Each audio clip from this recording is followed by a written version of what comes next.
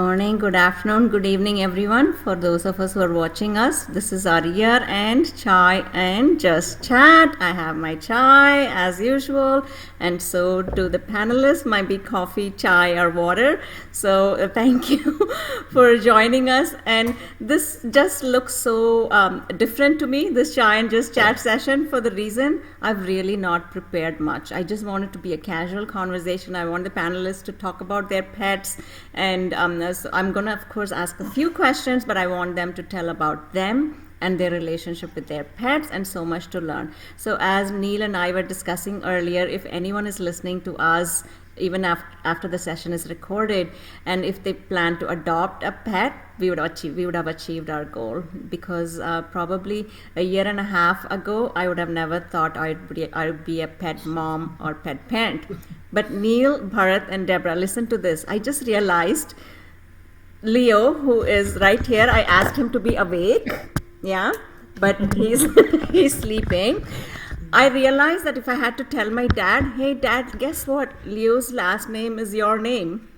So Leo is the only person of my, who has my dad's last name. Right? So that sounded a little bit funny for me. So what I want us to do is quickly introduce each one of you, and I'll start with Bharat, and then Neil, and then Deborah. I want you all to tell briefly about yourself, maybe professional or personal, however you feel like comfortable. So I'm going to let the floor to you, and then I want to start asking questions about your pets. Go ahead, Bharat. Please introduce yourself. Thank you, Nazira. First of all, thanks for this opportunity. First time I'm in a forum talking about my pet. All this while it's been professional or something to do with the communities which I support in Atlanta or in Bangalore. And yeah, this is something new. I believe in doing a lot of things first time, and this is one of those. Awesome. And thank you, Neil and Deborah, for joining the phone with me, because not many people will like to talk with me sometimes. I have some sort of opinion in my Strong area. opinionated. So yeah, I've been born and raised in Bangalore, it's South India. I don't know how much of you know Deborah. I'm sure Neil would know. I'm a very proud Bangalorean, a Kannadiga. But we speak Kannada, that's our mother tongue. In fact, Nazira completed her medical degree in close to Bangalore also. So I just wanted to add that. I'm academically I'm an engineer, electrical and electronic engineer from one of the top schools in India, and also number one in the state. But I moved to United States in 2008, spring of 2008, to complete my MBA in marketing research. Since then, I've been in the same field, web analytics and data analytics, and a lot of data, IT related work related to marketing. I am not a digital marketer per se, what you see in social media and stuff, but we are more into data analytics. We consume a lot of data from the customers, all the digital body language, right? Where you click, what you see, what you don't see, where you go. We track all of that, and we try to sell you the right products. In a nutshell, that's what I do. Very nice, Bharat. And looks like that's the scope nowadays. Everybody's like, I want to be a data analyst, a data scientist, right? Right. Before Yeah. it was more of research scientist. So Neil, next to you, please introduce yourself.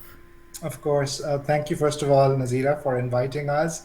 Like Bharat said, we speak about a lot of things, but this is a probably once in a lifetime opportunity. I was joking that my career has clearly gone to cats and dogs, that I'm not being asked to speak about that. But yeah, but no, this is definitely a privilege. I am a proud cat dad right now. I mean, I've got Doi and Shamu, my two cats right now. But growing up, I've had all sorts of animals, and we'll speak about that. I am professionally, Bharat, when you were starting your introduction, I can check off several things. I am also from India. I lived in Bangalore, studied in close to Bangalore, lived in Bangalore for a long time. Came to the Which US. college are you from? I'm sorry? Which college are you from Bangalore?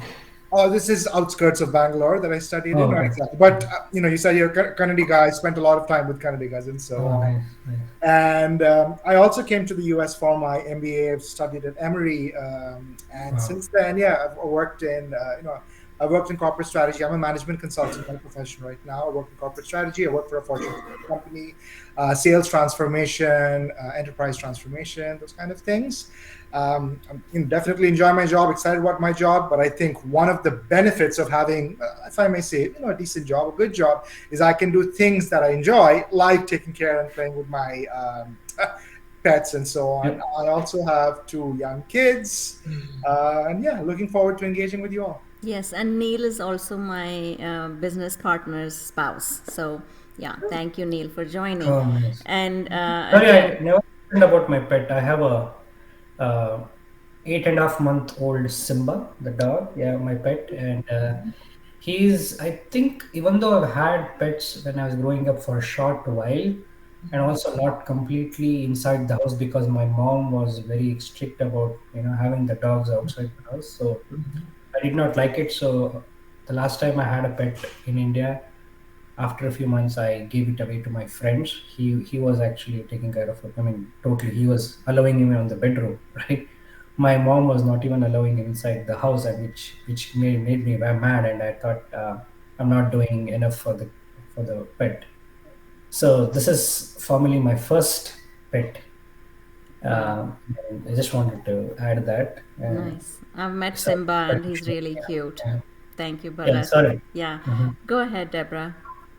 Hi, I'm Deborah, and as Nazira introduced earlier, I'm also her neighbor, so I had no choice. I had to be here. Well, otherwise, I'd have to answer to her when we're walking our pets. So, so thank you for the invite. I, as most of you have already stated, I speak on many topics, but never spoken on pets before. So this is going to be new and fun. Professionally, I am a associate professor at Troy University in Alabama, and I teach management and marketing courses. So I look forward to networking with both of you after this session. Hopefully, we can stay in touch. I have a dog, Dude, and two cats, Milo and Sky, and they're both boys, all three boys. And I also have two grand cats that are with my daughter in college. So when she's home, we have a total of what, five pets in the house. So as you can imagine, I have my hands full. Um, I born in Atlanta, but grew up in South Georgia on a farm. So growing up on a farm, having animals was just the norm. Having a pet, everyone in the neighborhood had a pet. So I grew up with pets. And like I also heard earlier, we could not have pets in the house. So we had to take care of our pets outside. So as soon as I became an adult and had my own place of establishment, I was very happy to bring my pets on the inside. So yay for that. But anyway, I'm excited to be here and excited to share what information I can share about my personal experience with pets in the hopes that we can encourage others to adopt and help as well. Very nice. Thank you, Deborah. That really helps. So, if I may, Neil, it was raining cats and dogs this morning, right? Yes, yes. And So, still, yeah, it is still okay to stop around our area. So, Neil, let me ask you a question. So, did you have pets as a child, and what do you think pets are actually teaching children? I did have pets. One of my youngest memories or stories that I hear about is a dog that was my grandparents' house when I first used to live, and she was very protective of me as an infant, and I would torment her and ride her like a horse. And if it were anyone else, you would see that dog trying to bite or be aggressive, but she protected me like a mom would, and and indulge in me misbehaving with her almost. So that was me as an infant. I don't remember any of that. Since then, I've always had mostly dogs, either at home or grandparents' home, things like that. When I was probably in my early middle school years, I remember my parents, they used to start. This was in India. We used to have a lot of stray animals, and it's a problem of some sorts. So we used to have dogs, but not fancy breeds. They were just strays, and we happened to take care of them. First, there would be, from the litter stage, and then they just one or two of them would eventually end up making our house their home. And seeing the joy and love that you get from these, definitely not purebred. They're like the exact opposite of what you expect a purebred to be. Seeing the love, affection from them was just, as a child growing up, and the kind of attention that they used to get from my parents, from me, from my younger sister. There's some good things. You learn sense of responsibility. You learn to take care of someone who's dependent on you. So those are probably good things. I've always enjoyed all sorts of animals. The funniest thing that I had is at one point we had a dog, which was a stray but lived all his life with us. And we also had a pet chicken at home at the same time. Wow. The dog Okay. and the chicken got along reasonably well, to the point that the chicken used to bother the dog, and the dog would allow that. So that was funny. Right now, I have cats. As you can see, I used to have three. One of them passed away earlier this year. And, I've never been a cat person. I've never thought of myself, but it's just, once one of them showed up, and I'll talk about how they showed up later. Since then, I think me and my wife, both of us, we just love taking care of them and couldn't imagine life any other way. Very nice, Neil. I do have several follow-up questions, but I want to finish the first round and then coming back to you, Neil. So, Bharat, let me ask you: is Simba a COVID pet? Yeah, I think you can say that. Also, I was sure of like I need a companion at home, and also I have a 4-year-old daughter. I thought it was a great time to have a pet because I had seen her being very friendly with the dog, neighbors' dogs, and any other pet, and she had absolutely no fear going into a large dog. In fact, you have seen I have a Great Dane. He's already 100 plus pounds at for 8.5 months. So she goes and puts her hand in his mouth, does no see with him, trying to kiss him on his lips and stuff, which even I cannot do. So she is absolutely fearless about it, and yeah, I could say that it's a cool pet. And How initially, yeah, sorry, go I was ahead. going to ask, how long were you deciding to get a pet? I had been thinking about it since last year because I was living in an apartment earlier, and I moved to a single family home only in August of 2020. Because I knew that if you have a dog, that I would I have to give him space to, walk around and have his own space in the house, right? So that was the idea too, and I was skeptical though, and I was also um, not sure about if I will be able to. Back home in India, in larger parts of India, you don't have to clean up after. You take them for a walk and too. So that was a first time experience for me too, and I was not sure if I will be able to do that. Okay. uh, right? So, but yeah, eventually I did, and I don't have any problems now. I know that's a big part of for many people to have a pet here, although they don't talk about it, but it is one of the biggest hurdle for people to have a pet here. So that's there. I also forgot to mention that I have four fishes. Oh, Two gold and two silver fishes, which I've had fishes for a long time since my childhood. So, and since you asked about the childhood to Neil, I don't know if you wanted me to ask me the same question, but growing up, my memories with pets are like, my grandparents are from rural parts of India. They are farmers, right? They were farmers. So we used to visit them in summer vacations, and they had cattle, like, cattle, sheep, and chicken and whatnot, and stray dogs and cats. It was like, as Deborah mentioned, right? It was like a farmhouse.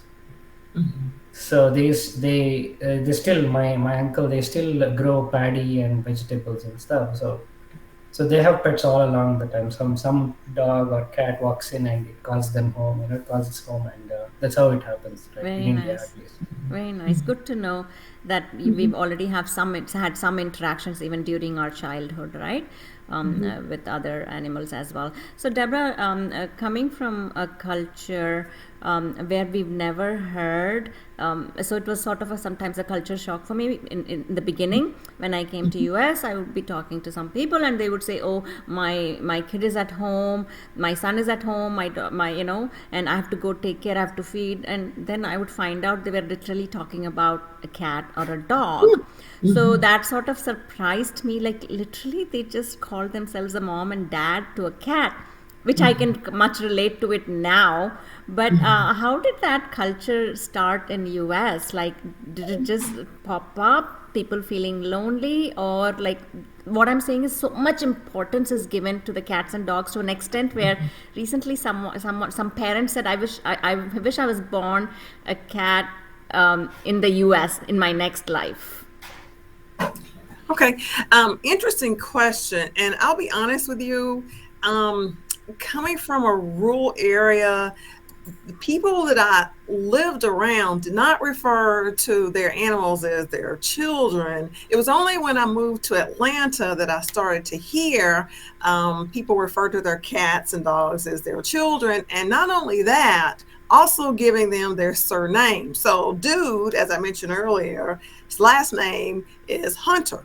So because and that's how we refer to him when we take him to boarding and everything else. But it is kind of interesting, and I think that we are learning to accept animals. I don't want to say as humans, but I want to say that we're accepting them as we're stakeholders, animal stakeholders, and we're embracing our responsibility to care for them as such. And in doing so, we are more inclusive of animals in our lives. And part of being inclusive is to include them in our families and refer to them as our children, so to speak, with surnames and everything else that follows. So I think it's just a part of being more inclusive of animals in our families now, and not just thinking of them as some outside pet. Okay. Is so across the, so I guess it's mostly in US, and I'm really not sure about this. I think this culture is more so in US, which I think the immigrants are also adopting and adapting to that culture, and they're liking it, for to an extent, or to some extent, or to the most extent. But my other question for you is, do you think how are your kids or grandparents or grandkids adapting, or how do they interact with the cats and dogs? Do you see an intergenerational interaction with the canines? Okay, so I don't have any grandchildren. I want to make sure I have grandpets. So Grandpets, okay. Grandpets, yeah, grandpets. I want to circle back to the question that you asked Neil earlier: what children learn from having pets? And I agree with his response. They learn responsibility, but I also want to add, in addition to being responsible, they learn how to love. And so I'm seeing this generation learn how to love animals as family members, which is a little different from my generation, where we loved our animals growing up, but we didn't think of them as family members. So as far as generational, I think that again, the younger generations are embracing animals more and than we did as children. I think we're probably equal now, but back in the day when I was a child, I certainly didn't embrace them to the point my daughter does. Yes. So I think that's the difference. I agree, and yeah, so I'm definitely seeing that difference even between me and my kids, my daughter. So definitely great, thanks, Debbie. So Neil, let me come to ask you a question. I know I've heard from you and Madhu about how you adopted these cats. So if you want to just tell us briefly on how did this happen, because I know you didn't go to an adoption center and adopt the cat. It's like the nature brought the cat to you. So it'll be interesting to hear about it, please. Yes. So this was over a decade ago. Me and my wife, we were recently married at that time, probably a year. And we used to live in an apartment. So definitely, while we loved animals, we didn't feel we had the space or the opportunity to take care of a pet or even keep a pet because of the commitment that comes with it and so on. So we were definitely not looking to keep a pet full time. So this was right before Thanksgiving. It was pretty cold in Atlanta, like the weather is. And we heard a knock on the door or a noise on the main door. So we went up, checked, and there was no one. And then my wife noticed that something scurried into our apartment and went straight to the bedroom. So I went after there, being the brave man that I am, went after what is there, and we found there was this orange tabby cat who had come in, and she was clearly cold and uncomfortable, and she was in there. So we thought this someone's lost pet, and Deborah, like you said, we knew that if this was a lost pet, somebody's family member. So we want to make sure we can find it. So we started, and this was an apartment. So and it was the Thanksgiving break, or right before Thanksgiving. No one was in town, so we went to the property office and said, "Hey, we found a cat. Can you send out an email to everyone to say that if anyone lost a cat?" And they were reluctant to do that because they probably got a lot of these requests, and they're more familiar with how this usually turns out than how naive I was probably being. We were being. So, anyways, we took her to a vet, and then we learned about the microchipping. So she was microchipped, this cat, and we found an owner's number. We called, but probably didn't get through. A week went by. In between, we had to travel for Thanksgiving, so we made sure the cat was comfortable. All of that. So, long story short, a week later, we heard from the owner, and by that point, my wife had become very emotionally attached to it. She was like, "Oh my God, we have to give this back to the owner." Like, of course, someone else's cat. And that's when we learned that the owner was more than happy if we wanted to take care of it. Nazir, I think you started this call with, "It'll be great if someone adopts." I am all for that, but like a child, like a relationship, taking a pet, adopting a pet is not like, there's a nice shirt. I'm going to wear it for 3 months and I'm going to throw it away. That's not what you should do with any pet. It's a commitment. So that's how the cat was. Apparently, the person who got the cat had more pets than she could handle, and this was old and she was cranky, so she was basically just let go. And that's how the first one, and she was very old. She would not be taken in by a shelter very easily, or she would not be adopted very easily. So she started living with us. We later found out she was around 7 or 8 years when she came into our household. She lived with us for 11 years. So she was my first child, like we were saying, our first child before we had any kids. And she passed away earlier in the year. Oh, yes. So sorry about that, Neil. And I know I want to hear about that further as well. Like, what does that loss mean? But tell us, what's the story behind Doi and Shamu?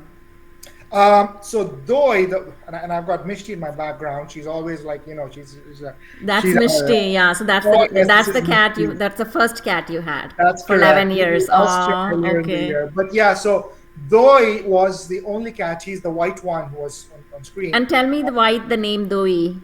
Doi means yogurt in dahi in a lot of Indian languages. It literally means yogurt, and he's fluffy and white like yogurt. Okay. Mishti, by the way, means dessert. A lot of Indian sweets are, colored like Sweet. that. So we call Right. her Mishti, and she's a very sweet girl.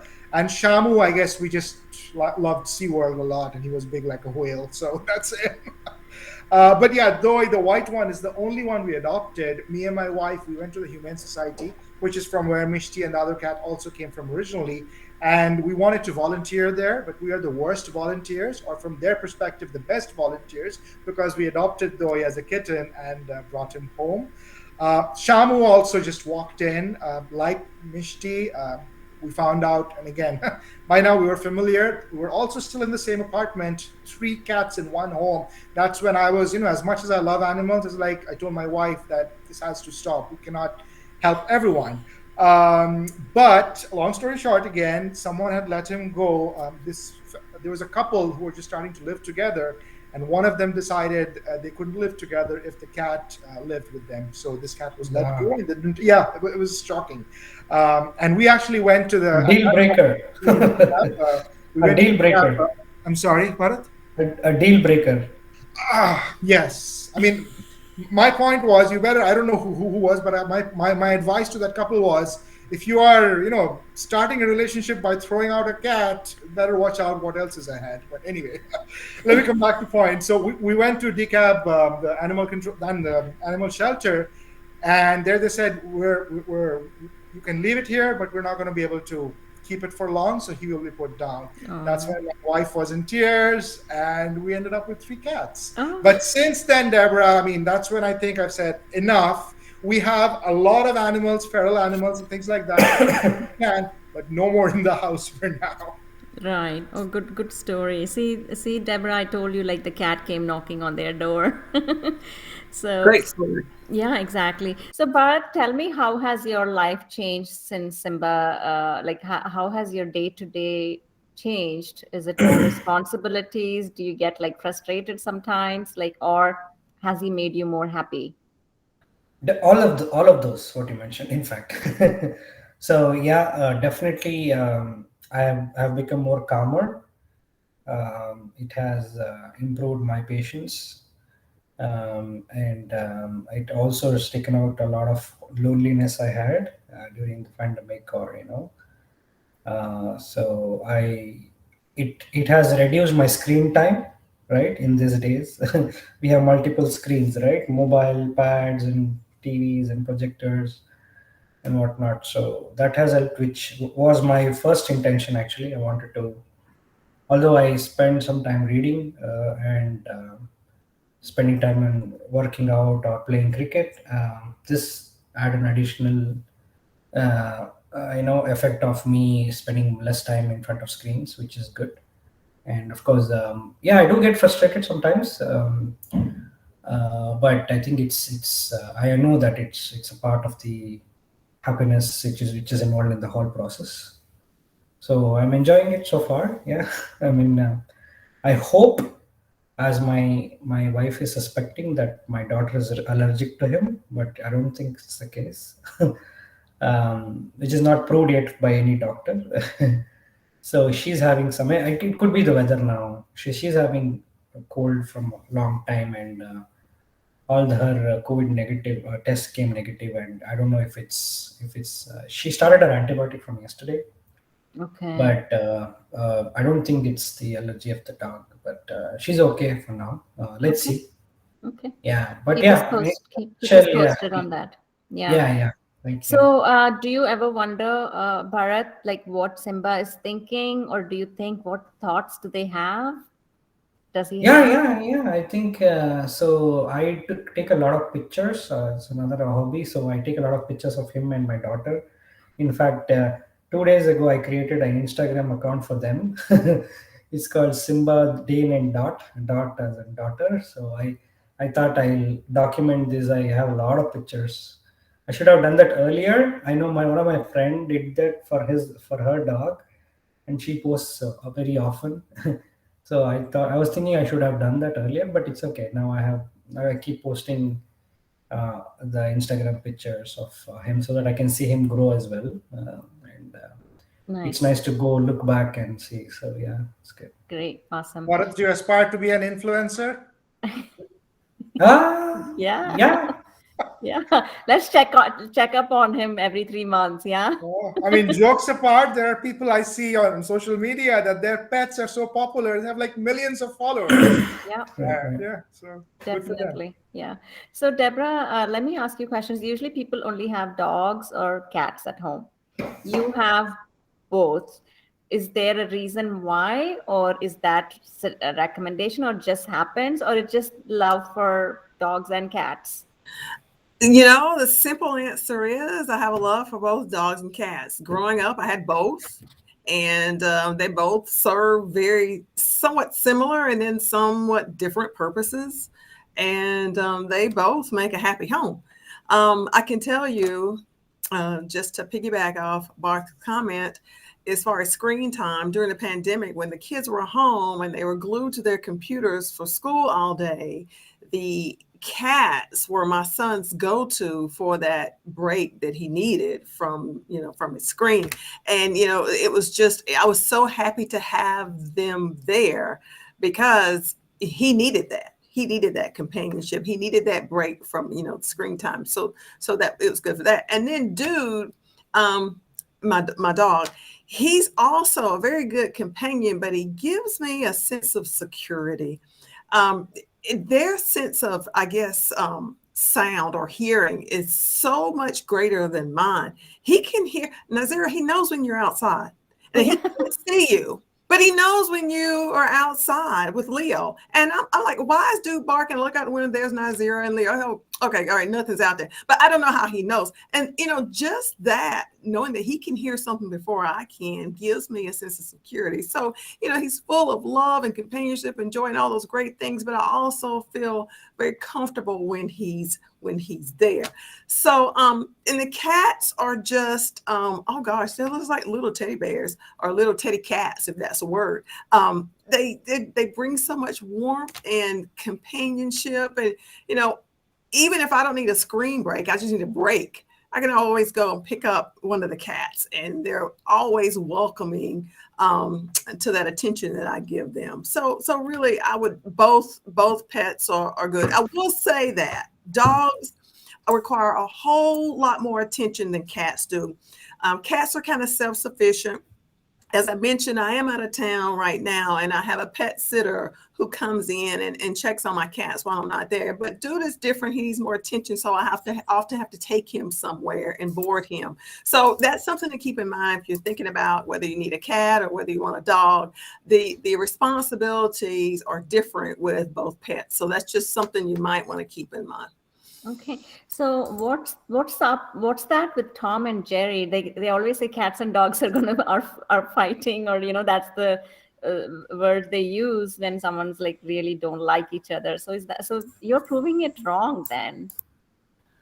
Well, I don't know. I think I do have Tom and Jerry in my house, but I've seen other situations where the cats and the dogs get along just fine, but mine don't. I mean, my dude wants to be friendly to the cats. The cats just don't want anything to do with him. And I will say to their fear, dude is rather large. And so they might not like his size, but if it were a smaller dog, I'm sure they'd all get along just fine.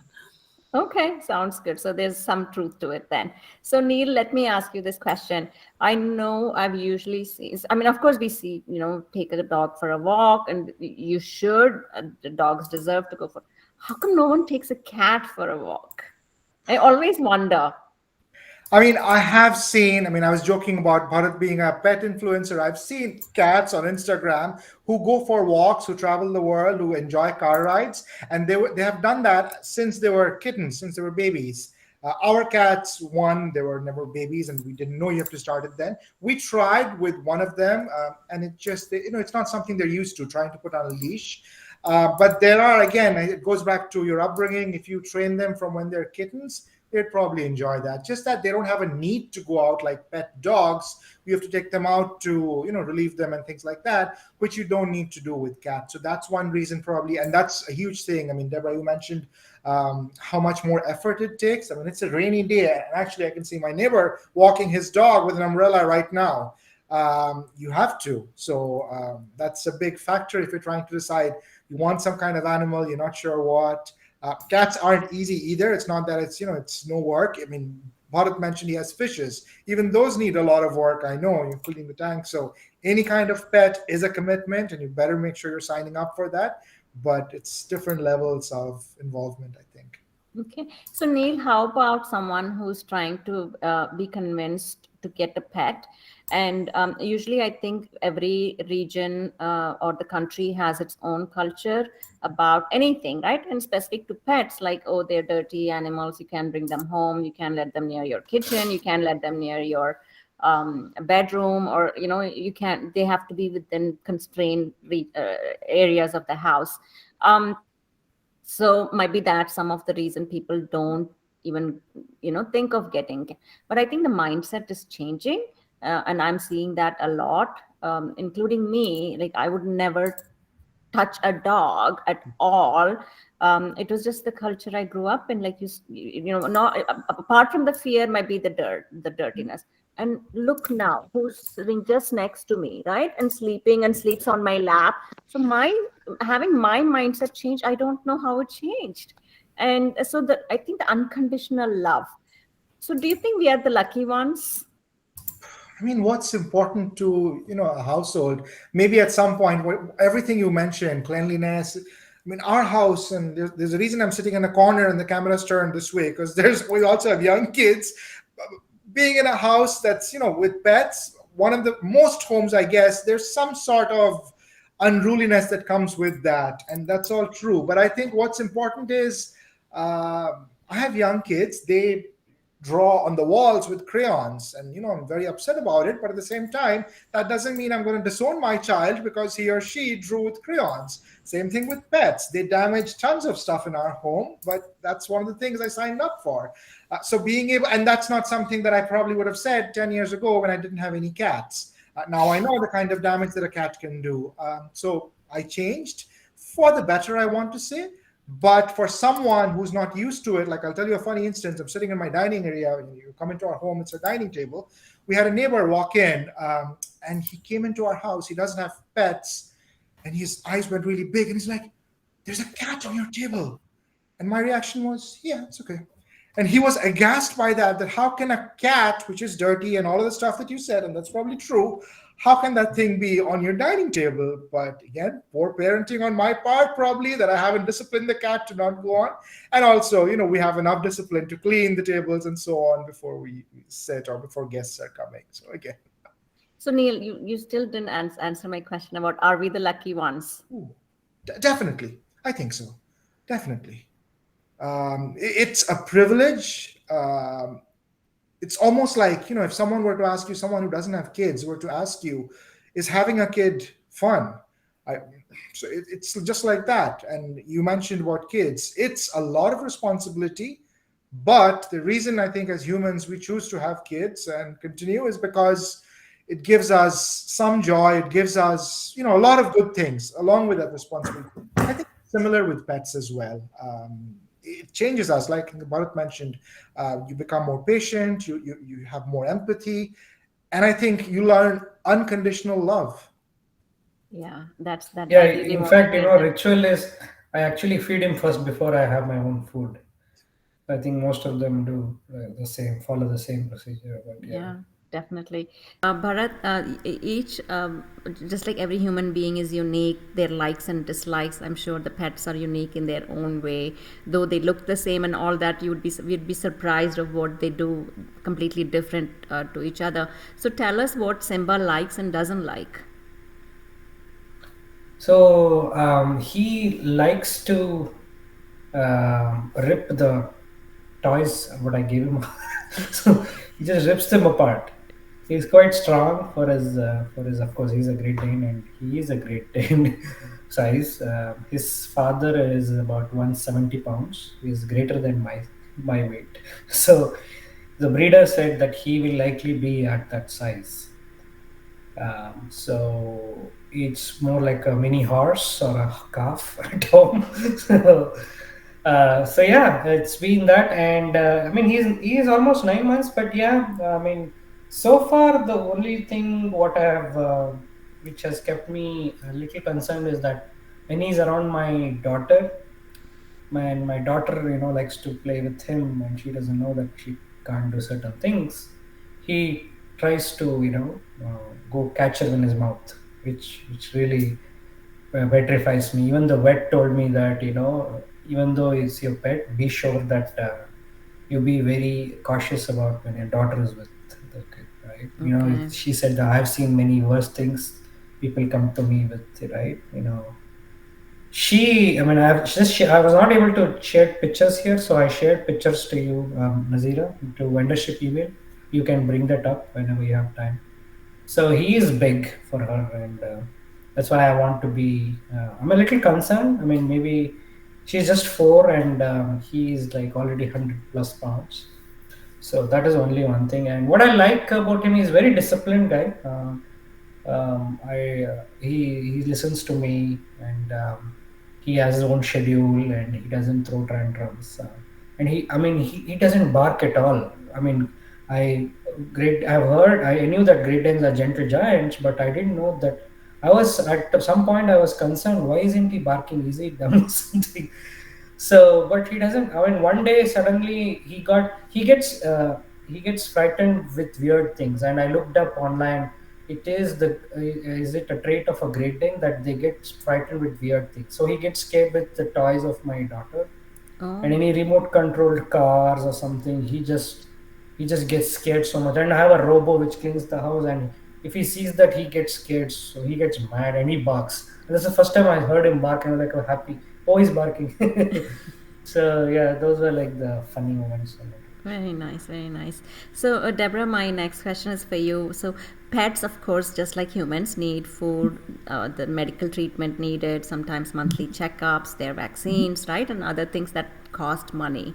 Do you think people are happy or reluctant to spend money on their pets? Um, I think before anyone considers owning a pet, once you get past the cuteness, you have to realize that they will need medical attention. And I think what people are probably most reluctant upon is the cost of the rising cost of medical attention and the things that come up that you don't even expect to take care of when you have a pet. Vaccines are one thing, and they're probably not that expensive, but there may be situations where the pet might need further evaluation beyond just the annual vaccine, and so you have to be prepared for that. And my suggestion would be for anyone who's considering a pet, if you're worried about the cost, which can get high, pretty high, you might want to consider a pet insurance. And there are a lot of programs out there that you can take advantage of to help defray some of the costs that are associated with having pets. Food is one thing. Making sure they have good quality food. I also want to throw that in because there are lots of food, out there on the market for pets, but you want to make sure that they're eating quality food. And I'm not a vet, so I can't advise, but just you want to check with a vet and get a veterinarian's recommendation on the appropriate food to give them. We grew up, as I said, with our pets outside, and oftentimes, and I probably shouldn't say this, we saw our pets being fed, table food. And now I'm thinking, oh gosh, you should never do that. You should never give your pet table food. I think there are things that pets need to eat that are healthy for them, and so just being aware. And those foods are probably costlier than some food that you might get out of Dollar Tree. So I think you need to take a holistic approach, and not only the foods that you give the pets, but also, how much is it going to cost me to take care of this pet if the pet gets sick, if the pet, vaccines, there are whole lots of things that you need to think about. And so before you decide to adopt. Okay, so we named this session the magic effect. What is the magic effect or the pet effect of owning a cat and a dog, or cats or dogs? Deborah. Okay, my question. The magic effect. That's a great question. I guess for me it's been the transformation of realizing that pets are so much like us in so many ways. And it's magical to think that they can take on so many similar traits and behaviors that we demonstrate to each other. To see them demonstrate those same traits and behaviors is just awing. I'll give you one example. Cats have no concept of a clock, right? But every morning at 6 o'clock, my Milo, which is my white cat, Neil, he sits outside of my door, almost as if he knows it's time for me to get up. And he just sits there and he's waiting for me to get up. And I wake up, and if I wake up in the middle of the night and I look at him, I might get scared, but I know it's him. and that's his time to come and tell me hello. just like we would greet humans. And he'll follow me around the house until he gets his food, of course. But just that sense of knowing it's time to get up, and he'll come and he'll sit right there. And the things that he does that are so similar to things that we would do, I just think it's just magical to know that they can assimilate some of our own personality traits and behaviors. I'll also say this: in class one day, we had a discussion on whether cats and dogs had feelings, and we came to a consensus that they do. And so I think it's also fair to say that it's magical to believe that they have feelings and concerns, and they experience some of the same emotions that we experience. Fear, for example, you've all seen your pets fear something, so they experience that, and just as they experience fear, I think they also experience love. And so to me, that's magical. Yeah, definitely. And Neil, anything else to add to the magic? Otherwise, I have another question for you. It is magical. One of the things Deborah, you mentioned feral cats. I think one of the things that we buy food for them. We buy slightly different food for what we feed our indoor cats versus the feral cats outside. And I think one of the rewards of or magical effects of even these feral cats is we've been in this house, I think, for 8, 9 years now, and we've seen multi generations of these feral cats come over.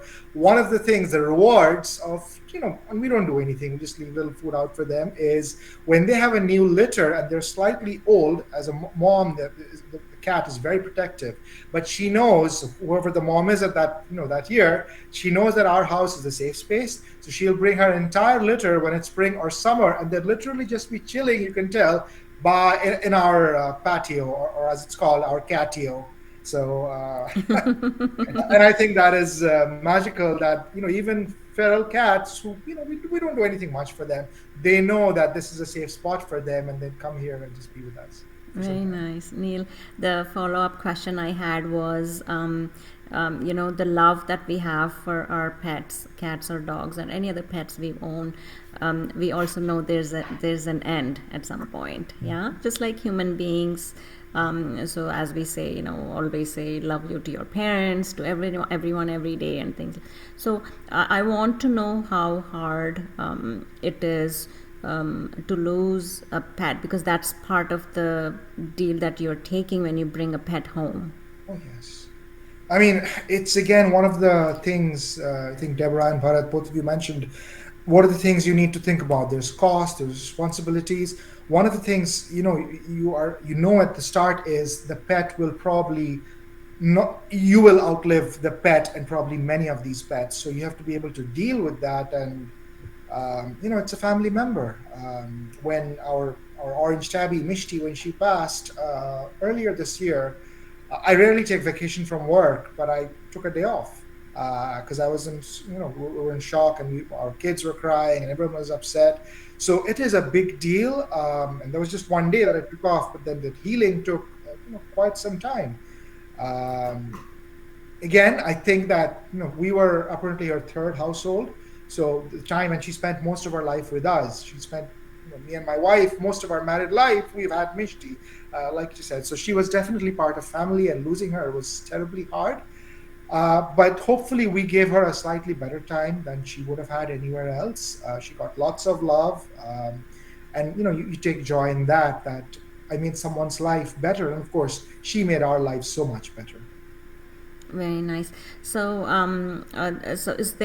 Neil, my next question is, pets have some funny things that they do, and I can tell about Leo the whole time. Like, I could take 1 hour on funny things, how he's made me laugh, like, heartfully.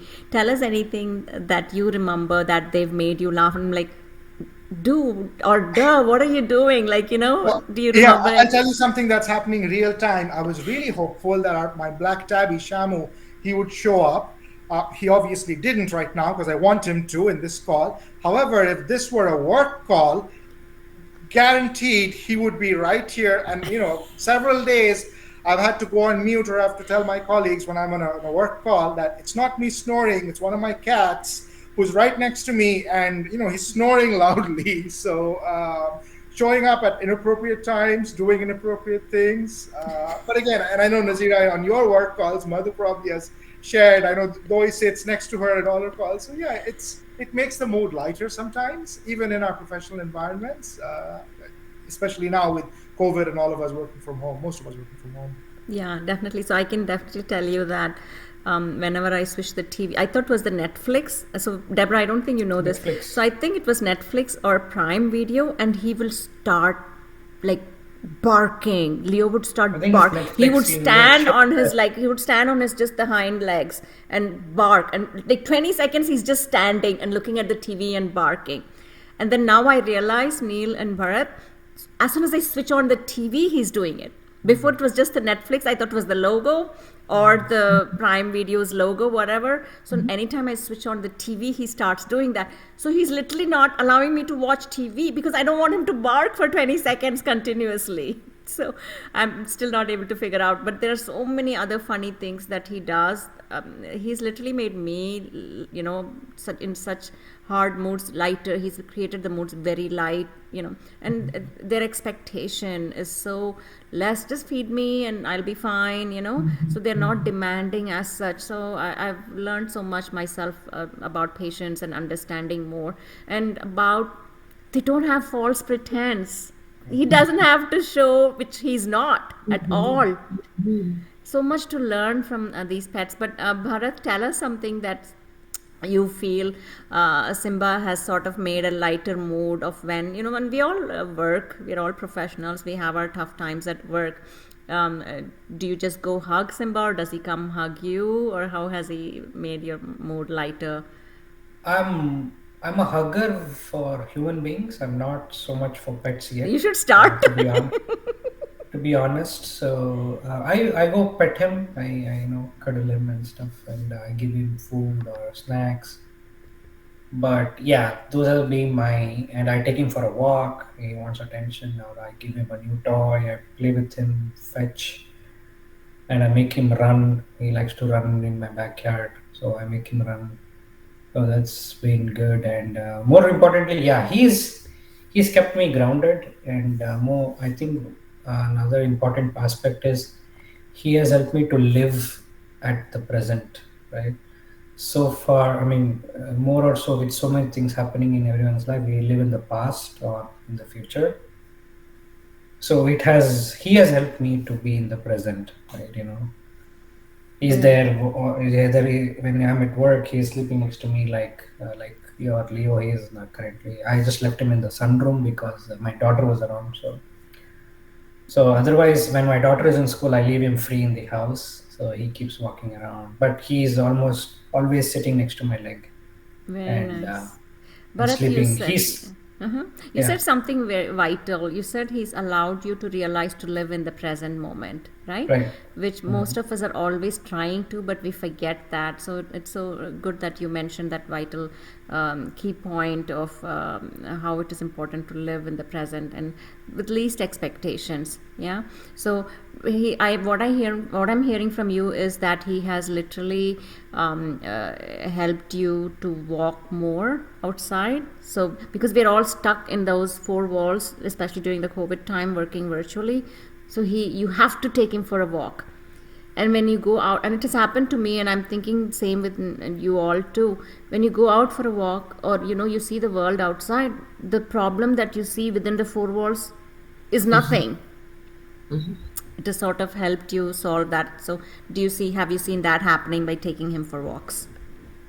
Yeah, absolutely. In fact, I made so since I moved to this community in August 2020. In my community, it's very pet friendly. Almost everyone has a pet, and more or less they have dogs. So everybody, I mean, we don't have a Great Dane except for mine. So everybody asks. In fact, we have a WhatsApp group and a Facebook group. We talk about each other pets and we post pictures. And people comment about my dog, even though they don't know me. They know I've seen you with your Simba.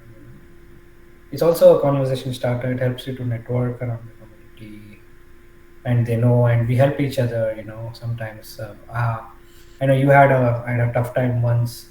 My dog also ran for few houses, and it gave me a scare. I mean, he's microchipped and all that, but Initially, he would never leave my lot and never go out of it. But suddenly one day he went 4 houses, and I was like, "Oh my God, am I gonna lose him and chase him?" And I used to remember what you had told me. Oh, and even my community, right? I mean, the dogs smell each other dogs and they run for a longer period, a longer distances. So fortunately, within like I caught him four houses past my house, and since then I've been very careful when I unleash him. I make sure it's only in my backyard, which is gated. Otherwise, yeah, it's always he's leashed. Yeah. Yeah, definitely. So, Deborah, let me ask you the next question. Sometimes having uh, having a pet. Do you think those who don't have a pet are able to understand some of the adjustments they have to make for us? So, the reason I'm asking is I've stopped walking Leo on a certain path because I see those who don't have pets, they just don't know how to move away, or they expect me and the dog to move to the road, which is inconvenient. Is there anything you want to tell, or we should be telling the non-pet owners how to be adjustable to the pet owners? Wow, that's a great question. Or should I just stop going that way? Because I'm like, and that's what I did. I just go in my cul-de-sac now. But I miss the long walk that side. Well, I will say that in our neighborhood per se, we're a pet friendly subdivision. And I certainly don't think you should avoid the long walks because you're not seeing other people with pets. I mean, because I certainly see several people with dogs walking in our subdivision, and they're coming from a very long way.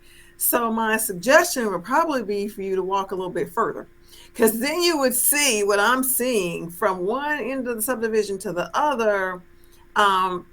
They're pet owners, they're pet lovers, and I think that the people who don't have pets, there's just something that they're going to have to embrace because I don't know the etiquette for sidewalk with pet. Maybe somebody can tell me what that is. But at any rate, I don't think that we should stop doing what we are doing with our pets. I think that we should be more open. Everyone should be more open to the fact that, we are becoming a more pet friendly environment. And, even though you might not have a pet or might not particularly care for pets, you show respect. And it just all boils down to having respect for each other, whether you're a pet owner or not. And I think we're getting there. I really do. I have not had any negative encounters. I'll say that. I will say when they see dude running off the leash because he got away from me, that might be scary for some because it's so big. But other than that, I haven't had it or encountered any challenges. I will say that I think that people who don't have pets really get disturbed when we walk our dogs and we don't clean up behind them. I think that that's something as pet owners that we need to, if you're going to have a pet and you're going to walk him in a public place, especially in parks, we must know that we have to carry our bags and we have to clean up behind them. And I think if we do that, we can minimize some of the angry looks that we might get otherwise. As a matter of fact, in our subdivision, there's a sign in one yard that says, "Please clean up after your pets." And I imagine that this particular neighbor probably had some negative experience with one of our community members walking their pets and not cleaning up behind them. But I think if you do that, I think you should be fine. Oh, look at Shamu. Nice. That's Shamu. So, Deborah, that reminds me, I see a sign near our clubhouse that says, your mom is not here, so clean up after yourself. Yes. And I'm glad that you answered the next question I was going to ask is, what are the basic etiquettes that new pet owners should follow? So I think you sort of mentioned some of those basic ones, definitely. So Anil, let me ask you the question. Do you think some people don't get pets, like not just about dirtiness of it or anything, but the fur, they shed fur so much. And should that be a reason, or are there other ways to tackle it? No, I think that's a very good point. There's medical reasons. Bharat mentioned your child may be allergic. You're concerned about that. Obviously, we have had many guests come to our house, and they have realized that they were allergic to cats. And we could vacuum and clean, but once you have a pet at home, the dander, it's impossible to get rid of that. So that's a very important thing you should factor in. Are you going to bother people, or your family members, family relatives, so on? Now, I've heard from some of my friends who are pet owners that you get hypoallergic dogs and apparently cats as well. So, if you want to invest in that, that is something you should look into. These dogs are especially, and cats are specially bred so that they aren't as allergic as others. I'm not an expert in this, but if others are, you could chime in. There's also fur everywhere in our household. There's usual thing. These are smaller compared to, but at least to your dog. And Deborah, I'm not sure how big your dogs are, but still, there's a lot of fur. There's lots of additional cleanup that you have to factor in. But still, they get pampered, like this guy just showed up right now. Oh, that is he's really cute. So, Yes. Neil, also tell me, like, there are people might be who are listening to this or have been considering, but still are fearful of getting a pet, whether it's a cat or a dog, doesn't matter. What do you have, like, if you had to tell them 3 or 4 points on whether they should go forward, what would be the, I wouldn't say deal breaker, what would be the selling points? How would you sell a non-pet owner to become a pet owner? So I will And take why? a stab And at why? answering that. I will take a stab at answering that, but I think from what I've heard that Nazira, you and Bharat are probably better equipped to answer that. And I'll tell you why. So I've always loved animals, even when I didn't have pets. When a friend would invite me and he or she has a dog or a cat, that's a plus thing. Like, yeah, I get to pet with that dog and so on. I get to meet my friend, that's fine, but I get to play with a dog. That's more important oftentimes, and I'm joking. For me, if I can, I'd love to have more animals, take care of more animals and whatnot. Um, I'll give you an example. When we had our kids, when my wife was carrying, I remember our gynecologist had said that maybe it's time to give away your cat, because apparently cat litter has a lot of things in that that can cause trouble to a pregnant woman. We asked our vet, who also was a woman and I think was carrying at that time as well, and she said, it's up to you, it's your comfort factor. There are some precautions you can take, like you wearing gloves, or let your husband do the cleaning during that time. Very rational answers. But again, it's your comfort factor. So if you can live with all of that, go for it. Everything in life has pluses and minuses. Having these pets at home, for me and our family, the number of pluses are more than the negatives, so to speak. So just like everything else in life, think about what you're gaining from it and what additional work or expense or whatever else you'll have to spend, and if it makes sense for you. The worst I think that anyone can do is rush into it because your child is asking for a pet or you got gifted a pet, and then if you don't take care of it the right way, that's, I think, the worst thing that you could do, because then this poor animal is either going to die or it's going to get left behind in a shelter where that poor thing will be like, what did I do wrong? Why did I get rejected or dumped? Definitely.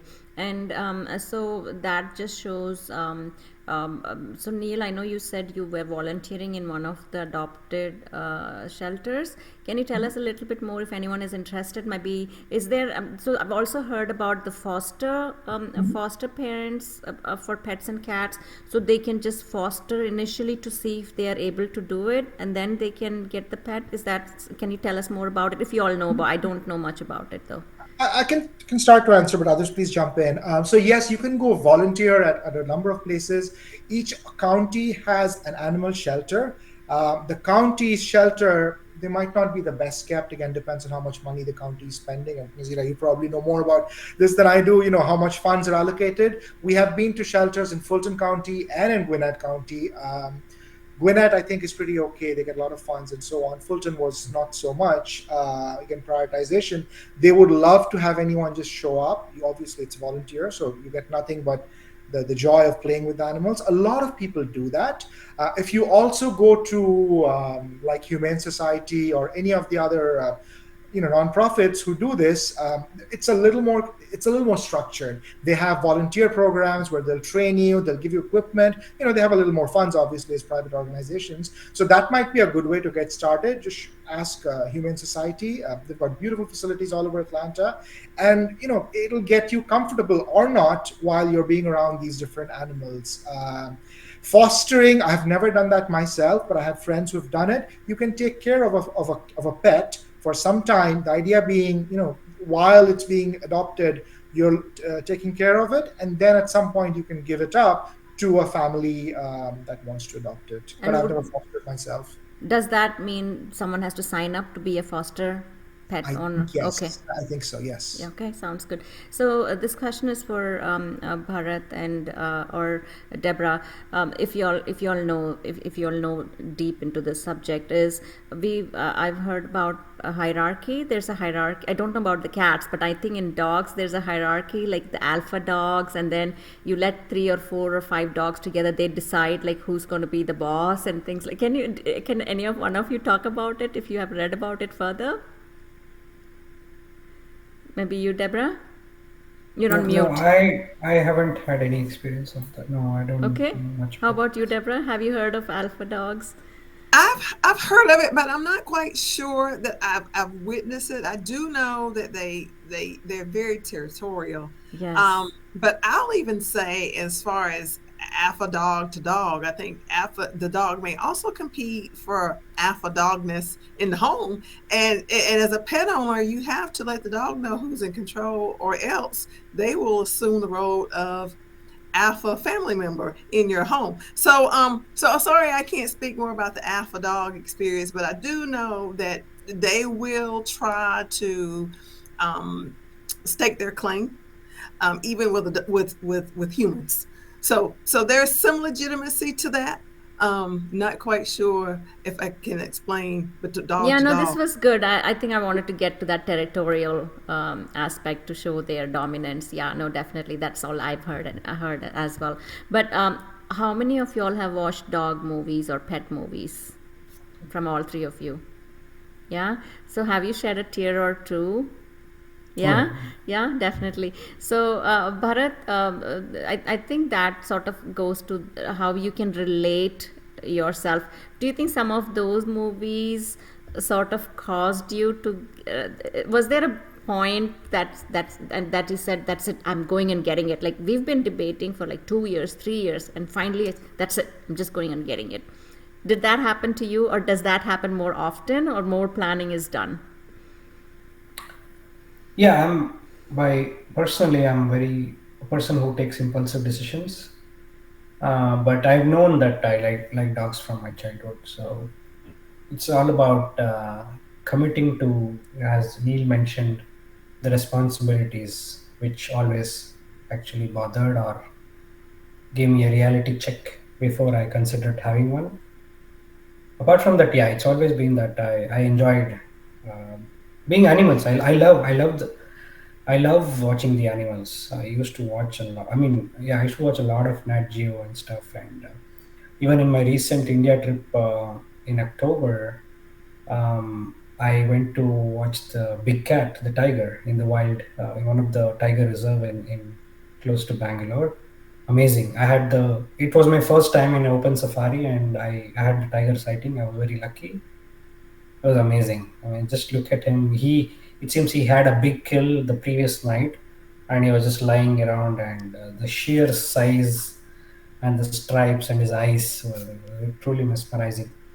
Looking at the animals in the zoo is one thing, and looking in the wild, free, open, which was amazing.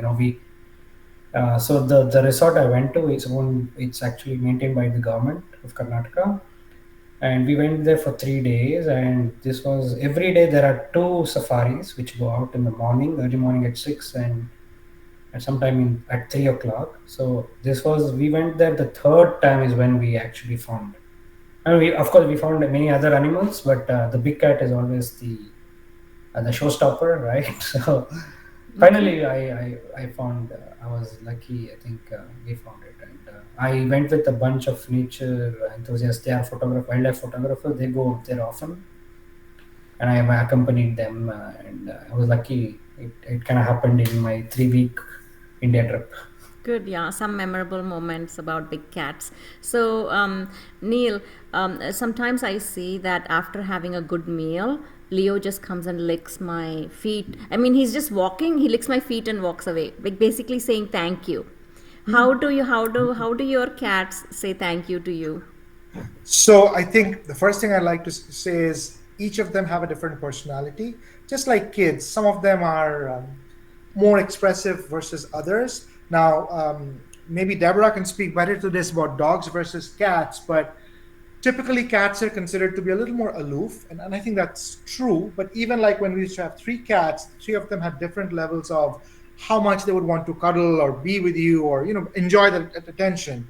The one who was on camera, he is what we call our dog cat. So he's most like a dog. He will want to come next to you. He will show his affection, by touching you and so on. Doi, who's the white one, who we've had since, ironically, since he was like 6 weeks old, he is the most aloof. He would not, even though he's lived all his life in our house, he, for whatever reason, doesn't enjoy too much physical contact or petting and things like that. So I think they have different personalities. You have to respect that, and not try and force something to someone who doesn't want it. Like Bharat said, I'm a hugger versus not a hugger. Just like that, different animals have different personalities. Very But nice. when we're gone on vacation, let's say, and we come back after a couple of days, um, they want to come and they want to say hi, how was your trip, in their own way. We've missed you, and and you can tell that that's what they're trying to communicate with you. Definitely, Neil. So, Deborah, I know we are sort of coming to a closing comment section. So, I would love to give you probably a minute or two to just like close out, and then, of course, to Bharat and Neil as well. I think what I heard again and again through this small, brief conversation during the holiday season was unconditional love. Being thankful, it deviates, it sort of helps you away from loneliness. Companionship, I heard a few times, and just giving you the to live in the present, right? And I think I sort of use the word, they don't know any false pretense. And sort of, so happiness, I think I heard happy, the word happy as well. So I see that, but I'm sure there are, we are only mostly talking about the positivity.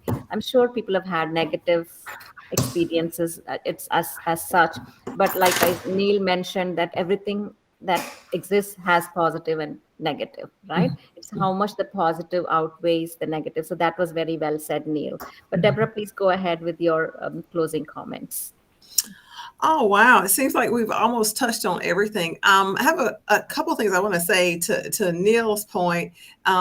Cats do have different personalities, and I'll also share that they also have favorites. So if you're thinking of adopting a pet and you bring him into the home and you notice that the pet gravitates more so to one person more than the other, that's normal. They do that. Doesn't mean they don't love you any less, but they just tend to have their favorites, and so just beware. And it's a good thing. It's a good thing. It's part of their personality.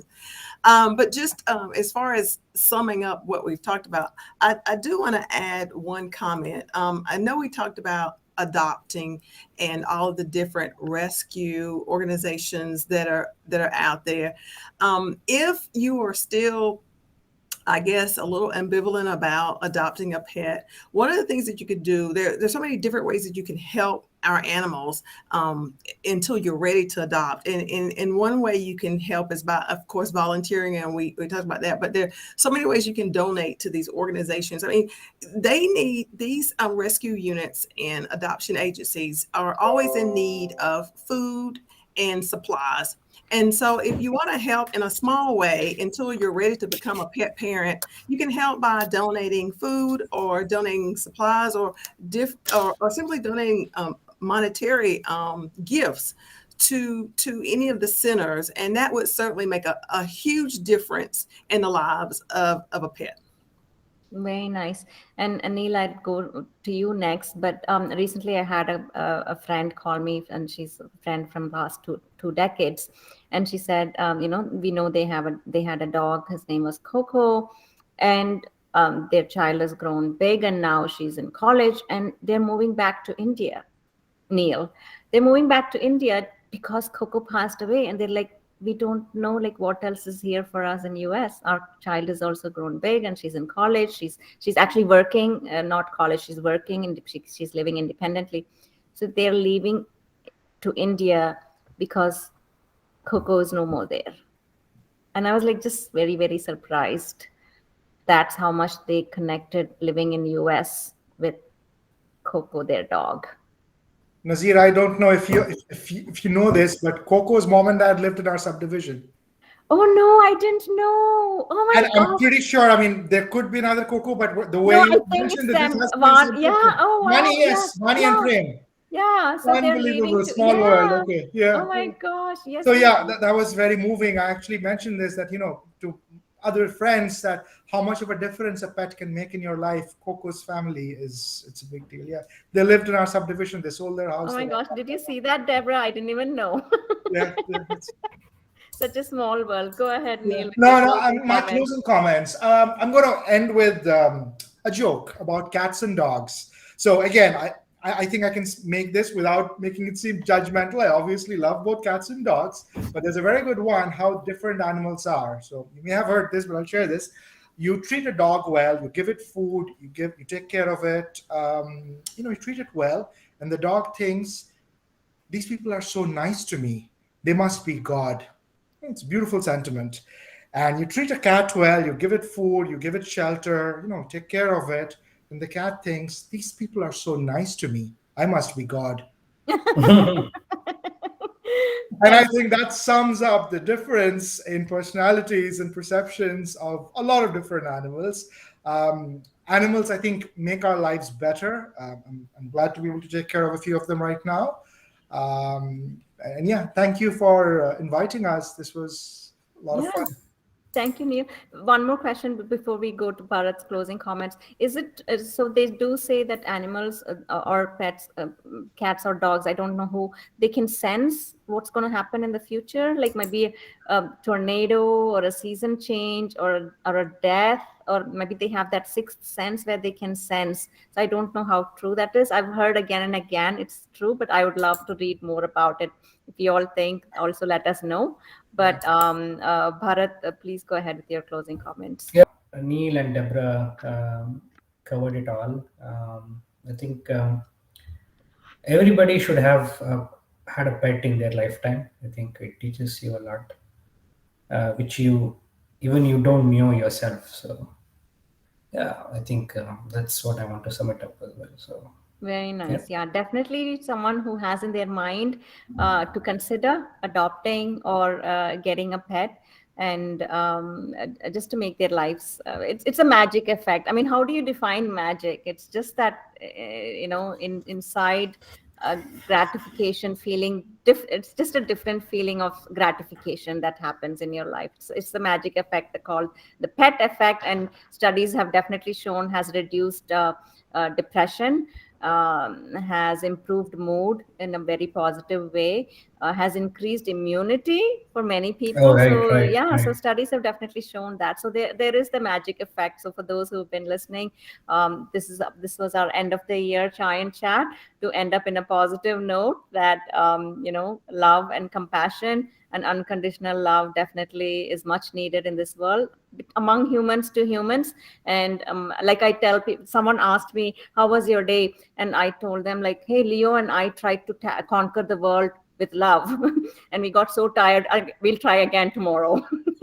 So definitely one of the things to take us forward into the coming year 2022. We wish you much luck and success and flourishment, and I appreciate your time as well, panelists, for ending the Chai and Chat 2021. We are looking forward to much exciting topics in 2022 as well. Need your continued support, and thank you for all those listening. Thank you for joining us today, and also for the past sessions and the future sessions. Happy New Year to all of you. And panelists, thank you so much, Neil, Bharat, and Deborah, for taking the time on December 30th, almost the end of the year holiday season, to join us to talk about something or someone we love, our pets. Yeah? Thank you. Take Sure. care, Thanks all for of you. having us. you. Happy New Year. Thank you. Bye-bye. Bye.